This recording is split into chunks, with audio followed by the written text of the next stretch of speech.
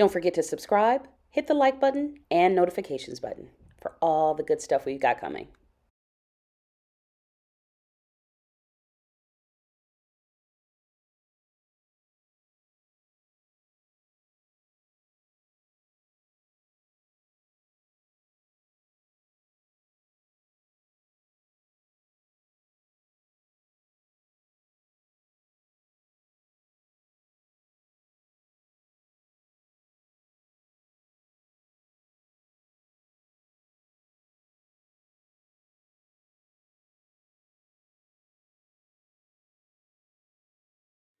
Yeah, so I my first show, or my only show that I did at the Detroit Repertory Theater was Yamaya's Belly. That was in the spring of 2006.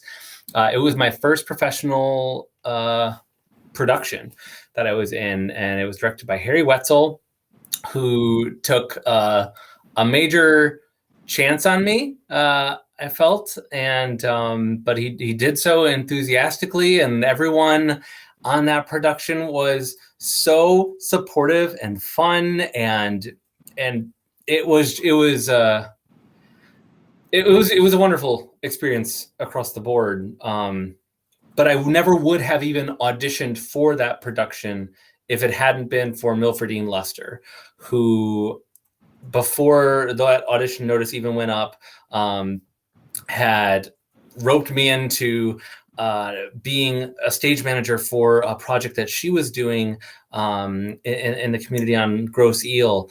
It was just a small little, like, 4 monologue in a room kind of production. But she knew that I had done a lot of theater in high school, and that I in community theater, and that I wanted to keep pursuing it. I had sung with her in the 4th Street Chorale, and so she had this very low stakes but still professional gig that she could spend a lot of time with me to make sure that I was doing all the steps correctly, and that I knew what came with doing theater professionally. And so she gave me that first leg up. She cast me again when the Detroit Rep put together a theatrical piece for Nations in Rhythm Detroit when the Super Bowl was in Detroit. So she cast me in that, and then that was my first foray into the world of the Rep. Besides just seeing shows there with my mom and my stepdad. So it kind of, when I was then acting with them and working on projects and, like, seeing the backstage space and rehearsing in that warehouse, and it it changed the game for me, or it's like the stuff that you see as a kid seems so distant and spectacular and glamorous, and then you're suddenly in that world and it's no less spectacular or glamorous. It's just, you're also there all of a sudden. So I've I will forever be thankful to the Rep, and to Milfordine Lester in particular, for her support of a young artist. And I forgot the rest of your questions.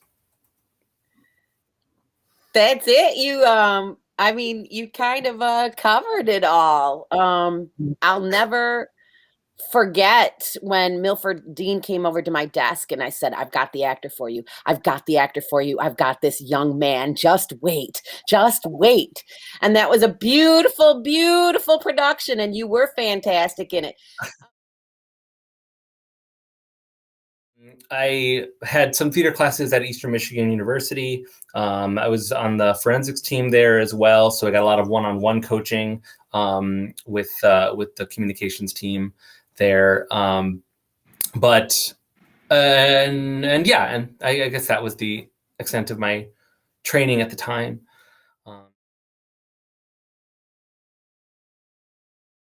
But Leah, I was just telling Jeff last night, I will always remember when I had auditioned for Yamaya's Belly, and there was another production going on at the time, but we at that audition were kept late. Like, it ran way over time, and which I understood was a rarity, and everyone was very apologetic the whole time, but we were there till almost like midnight, which I thought was totally normal because it was my first professional audition, so I didn't think anything of it. And then the next day I'm at work, And Leah, you called me, and I like excused myself from my tables to take the call because I was like, am I going to be in the show? And you said, hello, David. Just wanted to thank you for your audition last night and offer you 2 free tickets to our production tonight. Would you be interested in that? And I was like, yes, I would.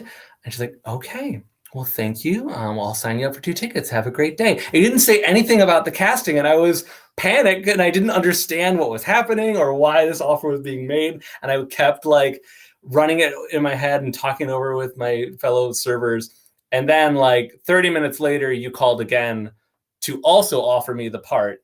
But the first call was just as a courtesy to everyone who had been there, giving them the free tickets. And so I will always remember those 30 minutes of dread and confusion that I had, which ended up being great.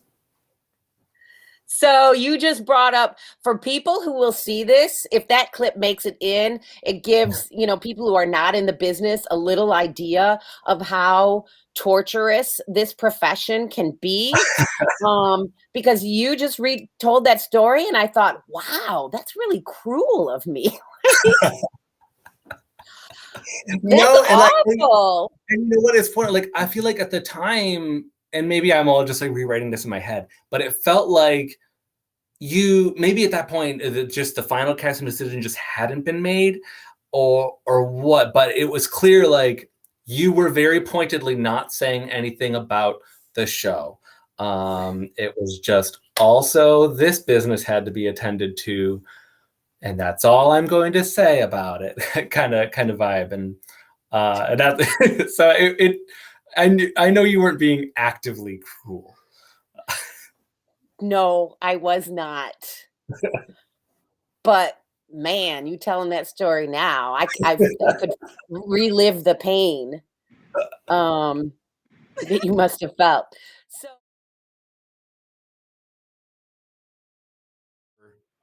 your lodestones of where you begin the rest of like your journey into adulthood, and she's one of those people for me.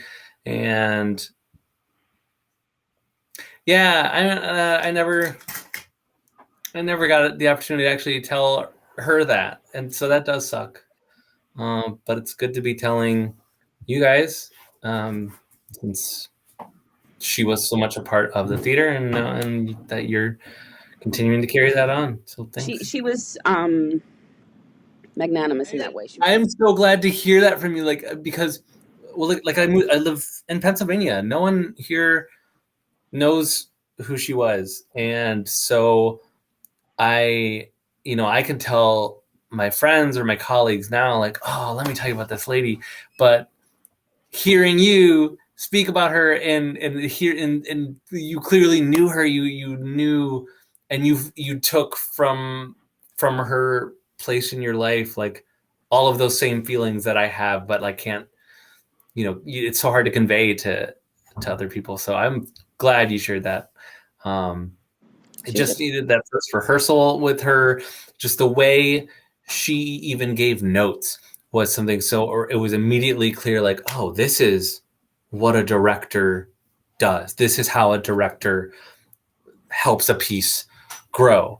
And just her precision, her supportiveness, and mixed with just a very clear and loving communication of, do this needs to be adjusted that way. That was excellent. Please keep doing that. It's just so clear and loving. And yeah, you're also making me realize that. So when I moved out here to Pennsylvania, it was for a contract with a theater company out here, Gamut Theater. And when I was crafting my resume for that company and that audition, I can every single one of my professional experiences and my teaching experiences that I could then show to this company, say, yeah, look, see, I know how to work with kids. I know how to stage manage a production. I know how to perform for audiences of this size and in more intimate spaces. Like, I can tie every single one of those things to Milfordine, to the opportunities that she gave me. And I never even like pieced that together before. So I literally owe her my the entire arc of my career.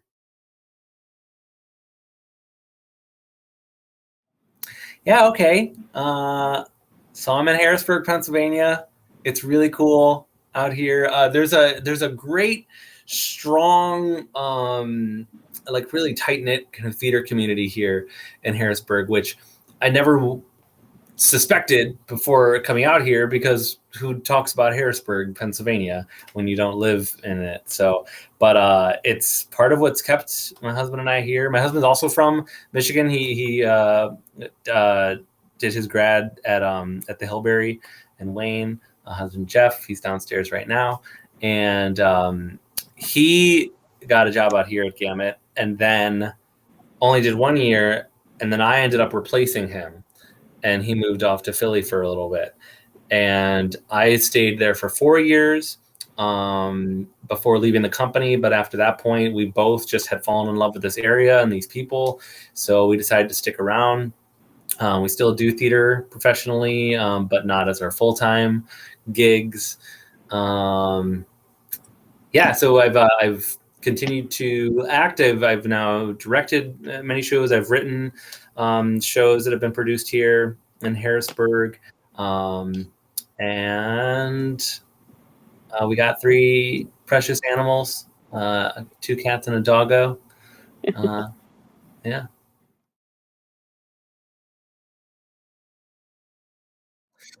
Oh, okay. Wait, something else. What? Sorry.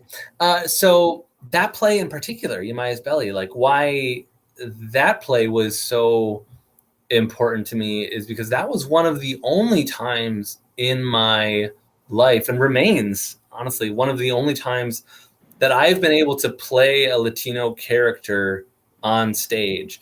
Like as a Latino actor, every character I play is necessarily a Latino person, but it was, the only time where a company was putting up a show where the character was written as a protagonist, and who was Latino, and that was really important for me as a young artist to enter the business with that experience.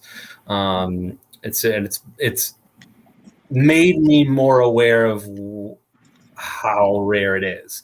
The fact that I got to start with that and then find like, oh, don't really get to do that very often, do I? Was great to enter, I guess, knowing. Little Mulo. Little Mulo.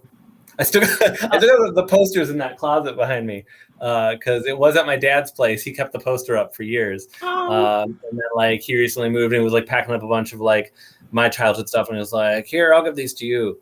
But like I don't keep up in my own home a poster of myself, so it just like kind of sits in the closet over there. Harry, Cornell, and Yolanda are going to be so excited and surprised to see your face in this. Yeah, we're not We're going going to to keep that a secret until. Totally. Please tell all 3 of them that I say hello, and I think of them so often. Like I've never hacked open a coconut like Cornell, but every time I see them in the store, I'm always like, man, I gotta hack open a coconut someday and just like do that. And oh my God. Just please keep doing what you're doing.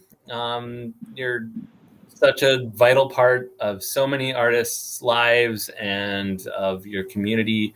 And your work is appreciated far and wide. Thank you for it.